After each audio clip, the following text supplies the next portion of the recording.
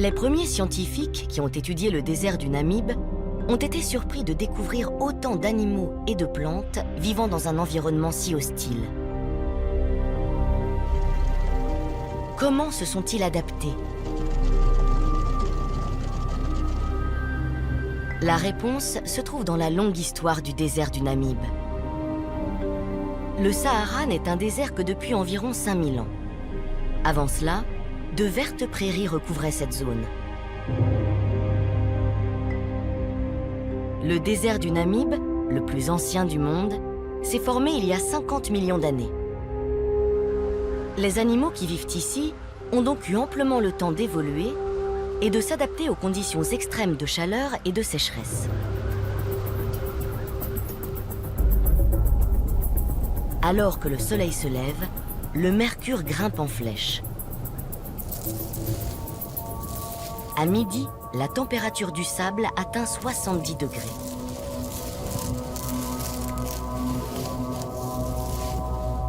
Mais le caméléon connaît plus d'une ruse pour survivre. Il grimpe sur un arbre mort. Une caméra thermique indique que la température de l'arbre est de 20 degrés plus fraîche que celle du sable.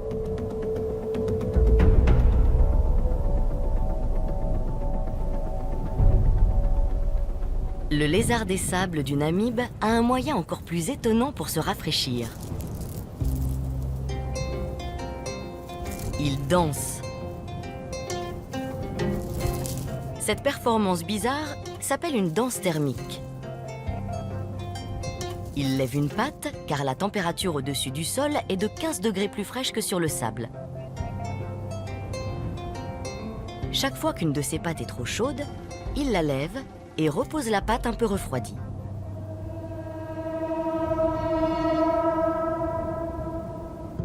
La vipère de Peringuet s'est adaptée à la vie sur le sable brûlant en se déplaçant latéralement. Cette technique lui permet de réduire la surface de son corps en contact avec le sol. Cela lui permet aussi de gravir les dunes sans déplacer trop de sable. Pour éviter la déshydratation, la vipère de Peringuet mange essentiellement des lézards des sables.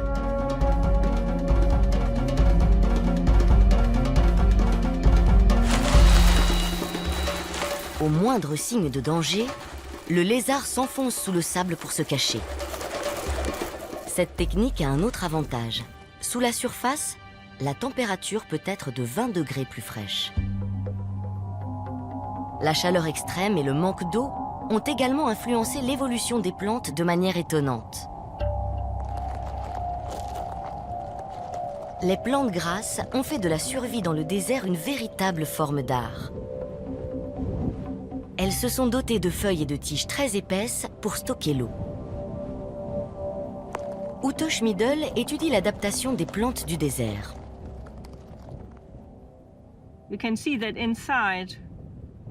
À l'intérieur, toutes ces cellules transparentes servent uniquement à stocker l'eau. Et c'est seulement au niveau de cette fine couche externe que se produit la photosynthèse. Si on l'écrase, on voit toute la quantité d'eau stockée dans cette feuille. 10% des plantes grasses du monde poussent dans cette région. Cela représente plus d'1 millier d'espèces différentes. Pourquoi y en a-t-il autant? Les scientifiques pensent que cela est lié à leur brève espérance de vie dans cet environnement hostile. Ainsi, de nombreuses générations de plantes grasses poussent en peu de temps, ce qui leur permet de s'adapter rapidement et d'évoluer en de nouvelles espèces.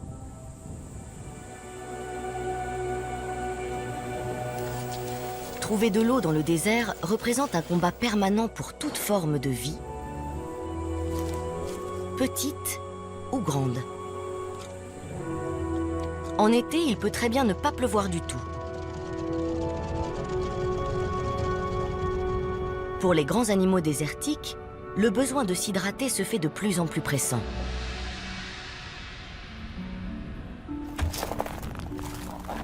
C'est d'autant plus vrai pour l'éléphante en gestation. Le lit de cette rivière est depuis longtemps asséché. Le troupeau est arrivé trop tard.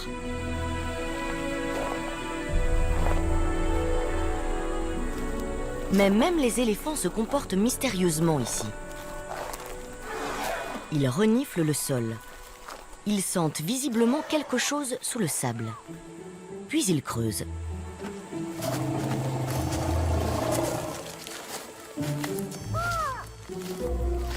Rapidement, ils trouvent leur récompense. De l'eau.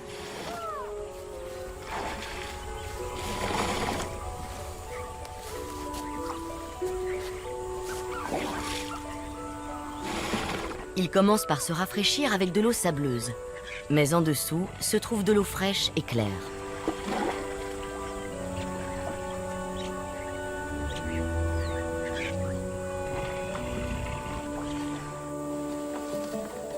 L'acacia erioloba apporte à la fois ombre et nourriture.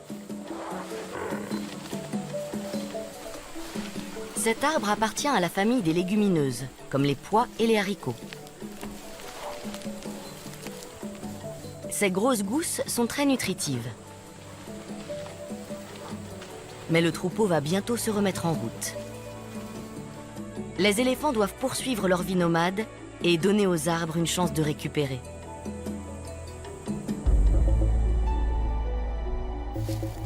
Même la hyène brune, la cousine carnivore du protèle, parvient à survivre dans ce désert.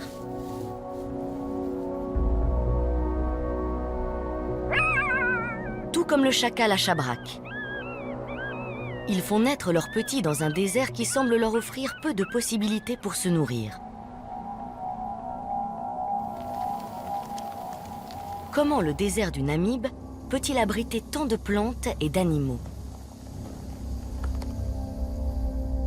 La réponse se trouve dans un phénomène météo peu commun dans un paysage aussi sec.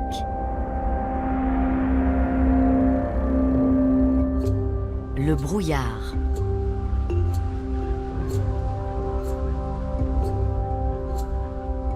À certaines périodes de l'année, d'imposants bancs de brume arrivent en provenance de l'océan. En l'absence de montagnes, la brume peut parcourir jusqu'à 60 km à l'intérieur des terres. De nombreux animaux ont évolué de façon étonnante pour puiser dans cette précieuse source d'eau.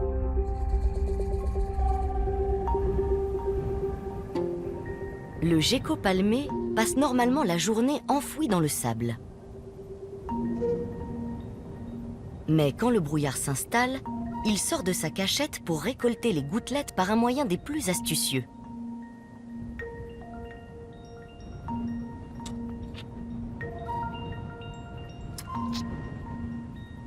Il collecte l'eau grâce à ses yeux, puis recueille les précieuses gouttes avec sa longue langue.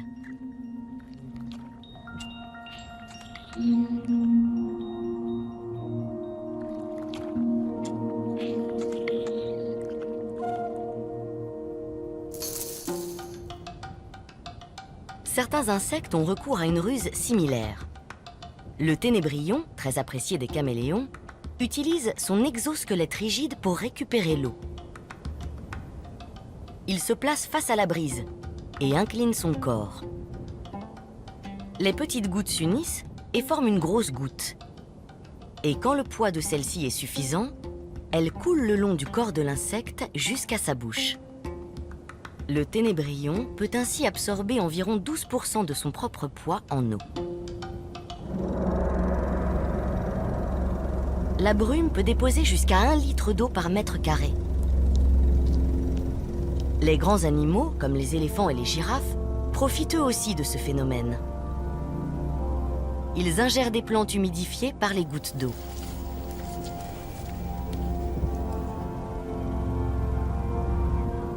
La brume est présente pendant environ 60 jours par an. C'est grâce à elle que de nombreux animaux parviennent à survivre.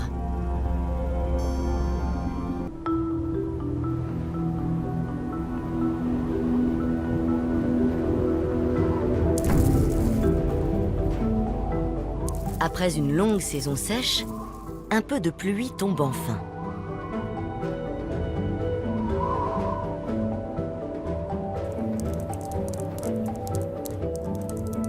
Sur ce paysage aride, la moindre quantité d'eau produit un effet spectaculaire.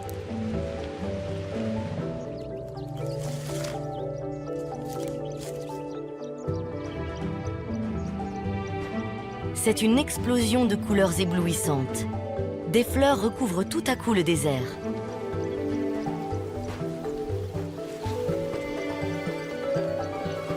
Mais d'où vient ce tapis floral magique? Dès que le sol est suffisamment humide, les graines se mettent à germer. Elles se hâtent d'éclore avant la saison sèche estivale et fleurissent en l'espace d'1 mois.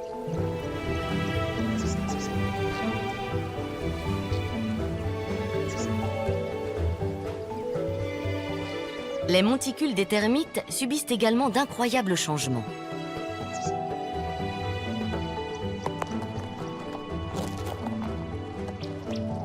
La pluie stimule tellement la croissance des champignons qu'ils finissent par traverser les parois des monticules.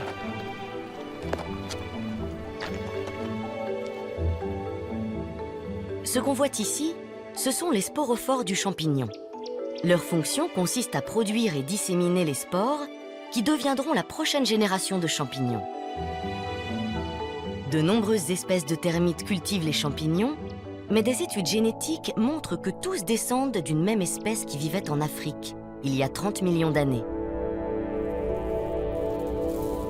À cette époque, les forêts tropicales humides dominaient le continent. Pour leurs champignons, les termites sont parvenus à reproduire les conditions de la forêt tropicale au beau milieu d'un désert aride. À l'intérieur du nid, la température est maintenue à 27 degrés et l'humidité à 100%. Des conditions idéales pour le champignon. Termites et champignons ne peuvent pas survivre l'un sans l'autre.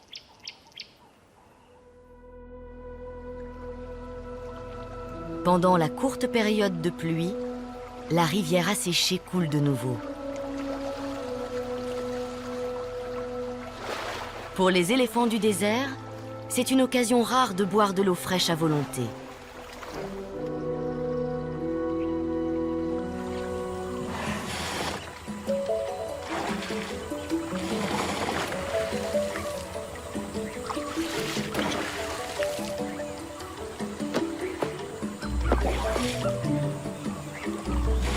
La femelle aux défenses asymétriques, qui a risqué sa vie pour escalader la montagne, a survécu. Son petit est à ses côtés. Il n'a que 2 semaines. Les éléphantes du désert ont un taux de reproduction moins élevé que leurs cousines qui vivent dans le bush. Il est très rare d'apercevoir un éléphanteau dans le désert du Namib. Malgré la présence de cette réserve d'eau, le troupeau quitte la rivière. Pour ces nomades du désert, l'interminable quête de nourriture continue.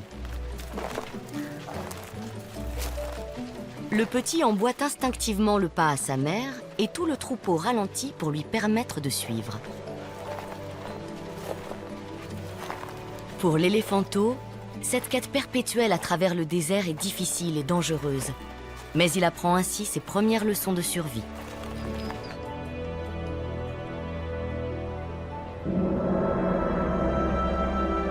Le désert du Namib. Le plus ancien désert au monde.